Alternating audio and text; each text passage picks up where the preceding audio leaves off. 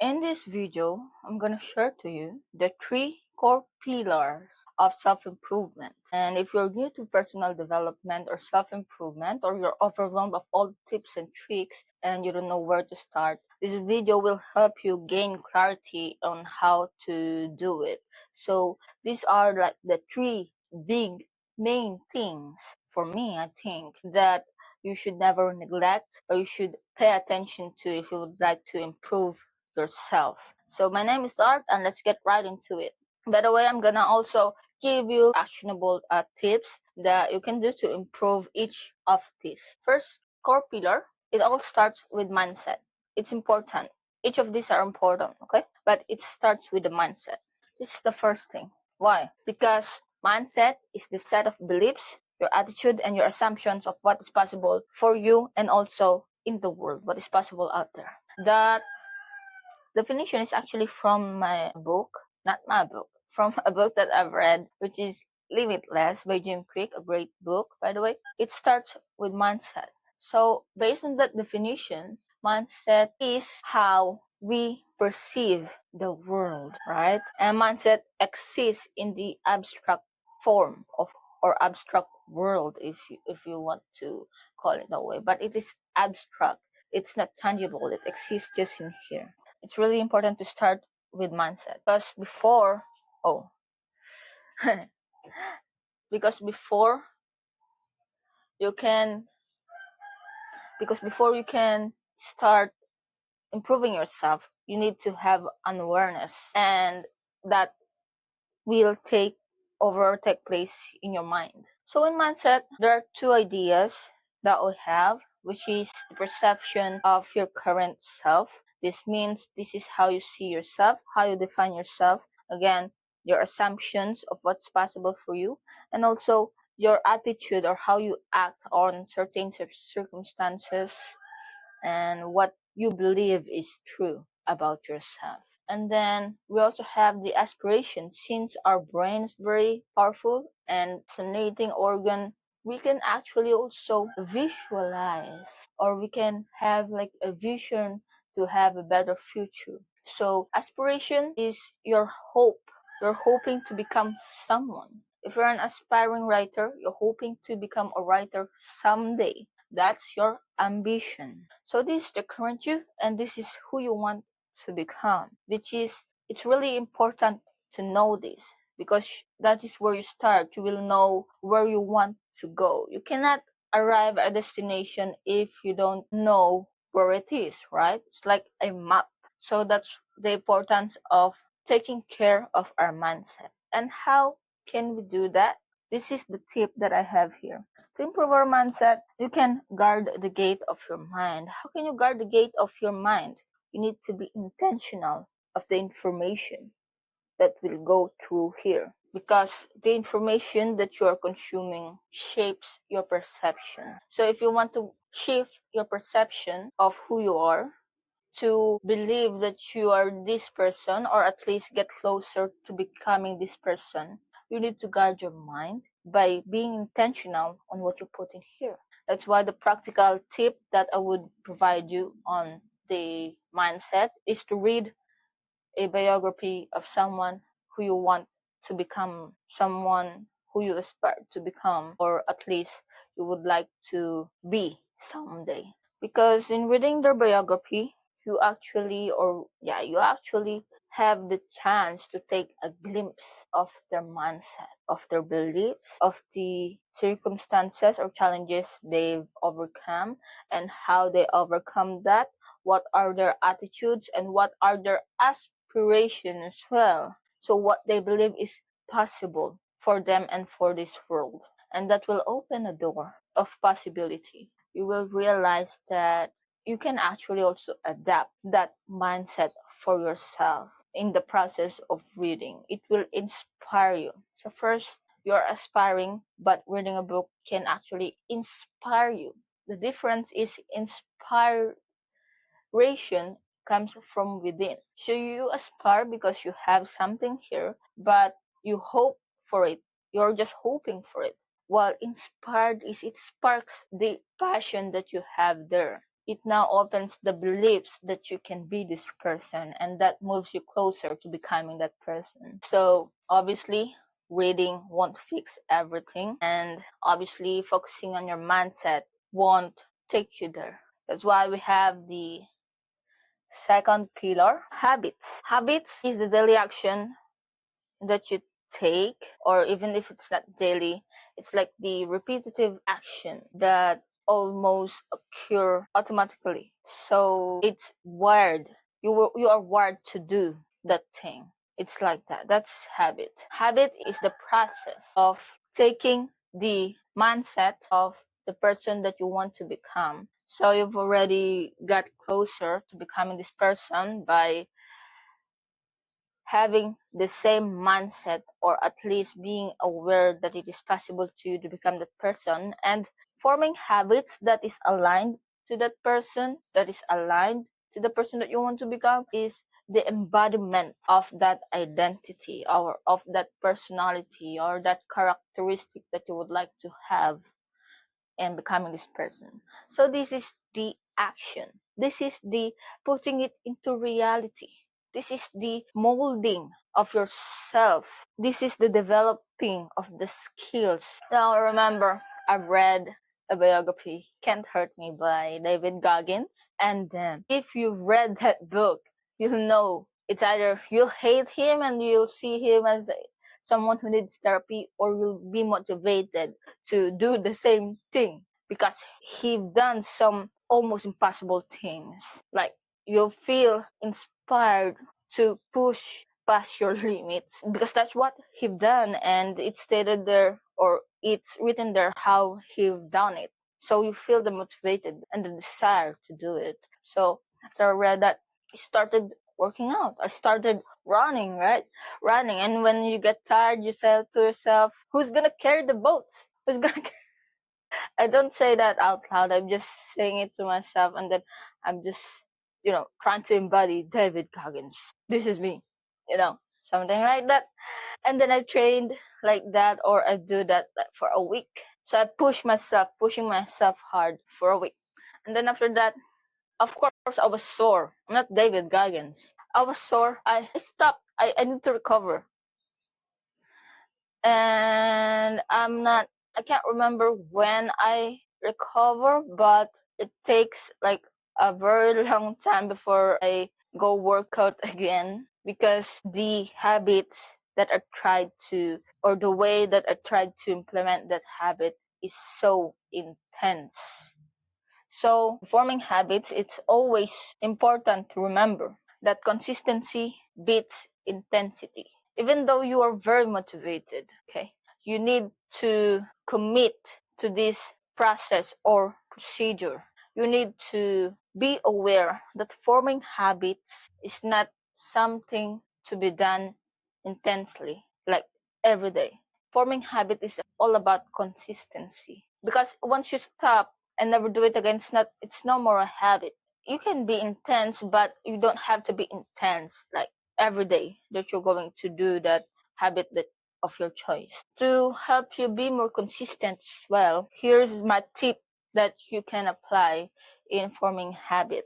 I'm gonna give like a specific example so that you can apply it to the habit of your choice as well. For example, as we are already there, working out or running, okay?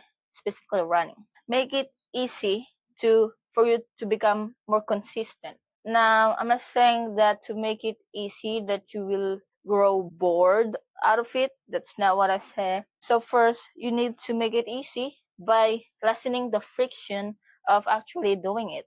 We can start with the availability. Make the things or the tools or the equipment that you'll use to perform that habit more available to you.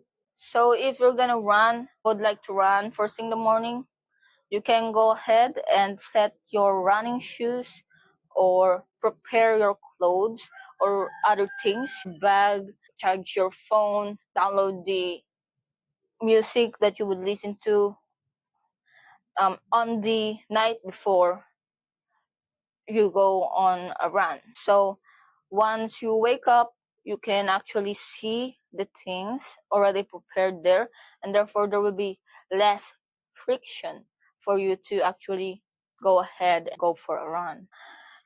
Family, we thought that the longer that we spend our time to that habit, the faster we can actually improve on that. But when it comes to habit, that's almost the opposite, because we are not always motivated every day.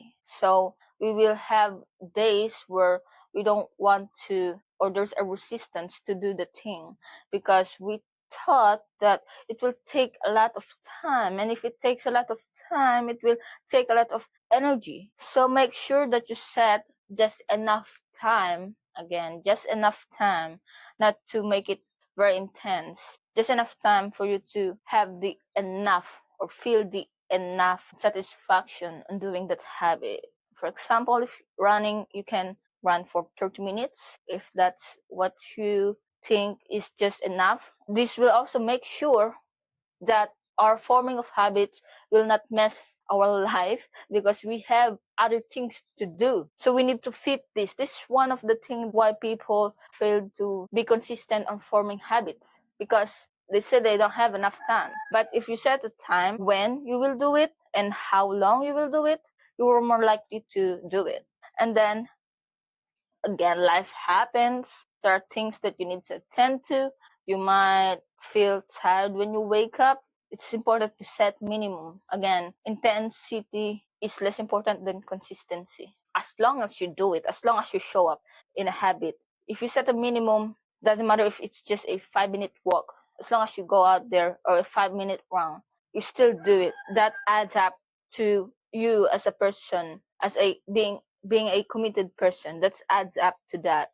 You're not the person who will stop just because they're tired, but you will always do something. At least you are being consistent, even though if it's not that intense in doing that habit. So make it easy, be consistent, and be committed. Again, first we form our habit, and then our habit forms us. They say that if you want to know who you will become in the next 5 years, see or check or ask yourself, what are your daily habits? This is the becoming part, this is the process part, so this is very important. And the third thing in these three core pillars can either sabotage your process in these two, or actually support you and reinforce the mindset and habits that you would need to become the person that you want to become. And that is your environment. Now, there are like three environments. There is mental environment, physical environment, and social environment.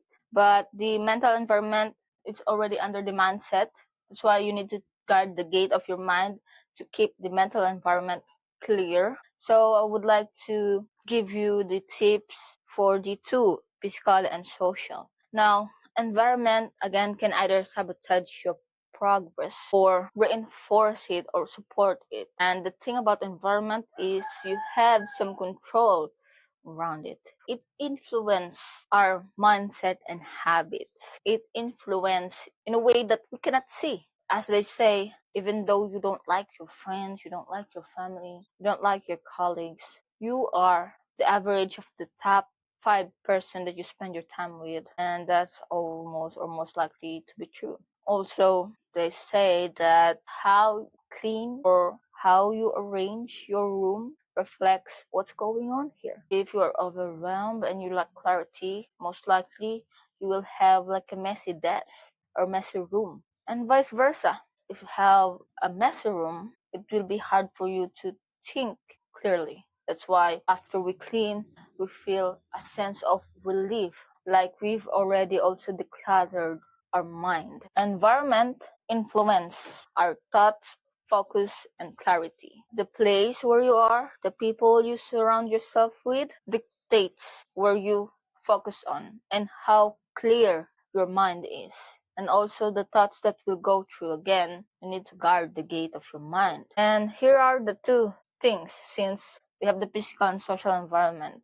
In physical, it's very simple. Two things that I would advise you to do is to declutter. If your things are decluttered and not organized, it will be harder for you to think. Decluttering is starting where you are, starting what you can do.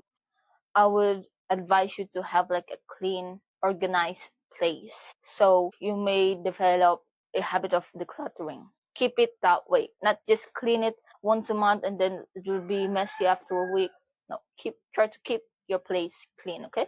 Social environment, the tip that I can give you is to set boundaries. People around you may ridicule you for forming a habit, for reading a book. Because, again, if you are in a social environment that doesn't support who you want to become, they will find you different suddenly and they will hold you back. So set boundaries. You don't have to eliminate them or cut them off. Just set boundaries. If they're giving you advice, and you know that is not a good advice, you can tell them to, I don't actually take solicited advice. Or you can set boundaries by saying no. If you would like to be fit and they ask you for a drink and you have a run tomorrow, set boundaries of saying no. Make sure that you also clarify. They don't have to understand, they will not understand most of the time, but make sure that you have clarified to them who you want to become. You're in this journey, and this is the boundary that I'm setting. By the way, setting boundaries is not about disrespecting them. It is, if you do this, this is what I will say. This is my boundaries. You cannot cross this one. If you give me advice and I didn't take it, I didn't follow it, and then you get angry at me, this is how I will respond. Even if you say this, I will not accept this. I will guard the gate of my mind. That is setting boundaries. So here are the three things, the main three core pillars of self-improvement. Every tips and advice would fall under, it's either in any of these three. So again, it doesn't matter what specific or who is the person you want to become. These are the three things that you need to pay attention to, focus, develop, and try to shift in order to improve yourself. One last message, self-improvement is a process of becoming a better person. It's not something to achieve, it's not a destination to reach, it is a journey of becoming better. So just keep on going. You will keep on adjusting this. This will change as well. The ambition will change as well. But what matters is you keep on going, you keep on growing, you keep on improving. My name is Art, and I hope this video helped you. If it does, click that like button, and that's all. Rock and roll!